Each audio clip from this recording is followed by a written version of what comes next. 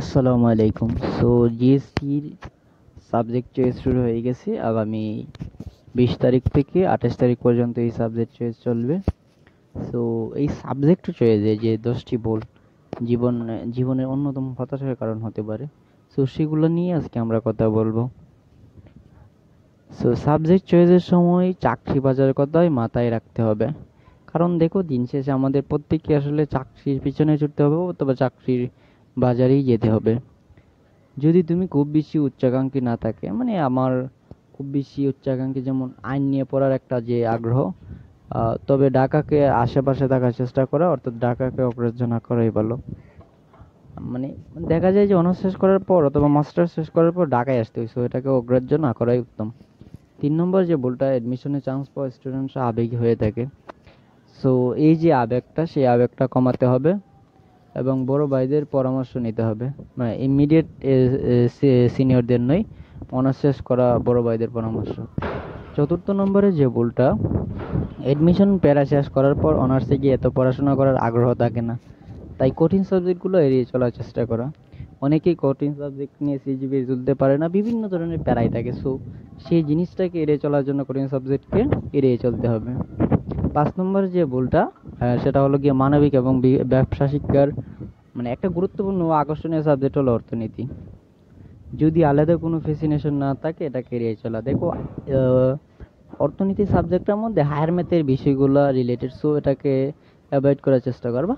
যাই হোক, 6 নম্বরে যে ভুলটা, গুচ্ছ সাবজেক্ট চয়েস দেওয়ার সময় বাংলা সাবজেক্টকে অগ্রাহ্য না করার, কারণ চাকরি বাজারে এটা গুরুত্বপূর্ণ ফ্যাক্ট হয়ে দাঁড়ায়। দেখো, চাকরি বাজারে প্রত্যেকটা পরীক্ষাতেই বাংলাতে প্রশ্ন আসে, সো বাংলাকে অগ্রাহ্য না করা উত্তম। বিসিএস শিক্ষা কেন্দ্র নাই এমন সাবজেক্টে চয়েস না দেওয়া। শুধু বিসিএস নয়, এমন যে হাই স্কুল এবং কলেজ নিবন্ধনের সাবজেক্ট নেই এমন এমন সাবজেক্টেরও সাবজেক্ট চয়েস এত গুরুত্ব না দেওয়া ভালো। বিশেষ করে আমরা যদি অ্যানথ্রোপোলজি, পাবলিক অ্যাডমিনিস্ট্রেশন এই সাবজেক্টগুলোর কথা বলি, সো সেটা এসেই পড়ে। এবার সবার পরামর্শ নিয়ে নিজের বিচার বিবেচনা করে উচ্চ সাবজেক্ট চয়েস দাও। দেখো, আমরা যাই বলি না কেন, নিজের যে আগ্রহ, নিজের যে ইয়েটা, মানে নিজেকে গুরুত্ব দিয়ে অন্যদের পরামর্শ, বড়দের পরামর্শ নিয়ে এই কাজটা করো। এটা আসলে ভালো, যে ভবিষ্যতের জন্য নিজেই নিজের দোষী হতে পারবে, অন্য কেউ হবে না। সিজিপিএ তোলা কষ্ট, এমন সাবজেক্ট নেওয়ার কথাটা 2বার ভাববে। আর ন্যাশনালে বিবেচনায় সাবজেক্ট নেবে না। তো দেখো, ন্যাশনালে কথাটা হলো গিয়ে এরকম, ন্যাশনাল একটা ইজি সাবজেক্ট, আর পাবলিকে কিন্তু এটা অনেক কঠিন সাবজেক্ট হয়, বিশেষ করে রাষ্ট্রবিজ্ঞান, পলিটিক্যাল সায়েন্সের যে বিষয়টা।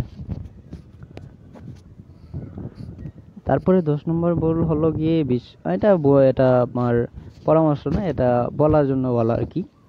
বিশ্ববিদ্যালয়ে চান্স পেয়ে জীবনে অন্যতম সাফল্য হলে চূড়ান্ত সাফল্য নয়। এই কথাটাকে আসলে ভুল ভুল না, এটাই সত্য। আর এই জিনিসটাকে মাথায় ঢোকাতে হবে, বাস্তবতার পথ হলো অনেক দীর্ঘ এবং খুব কঠিন। যাই হোক, বিশ্ববিদ্যালয়ে এমন অনেক কিছু হবে যা তোমার আশার বাইরে। তুমি যা বিশ্ববিদ্যালয়কে যেভাবে দেখো, সেভাবে তুমি বিশ্ববিদ্যালয়কে নাও পেতে পারো।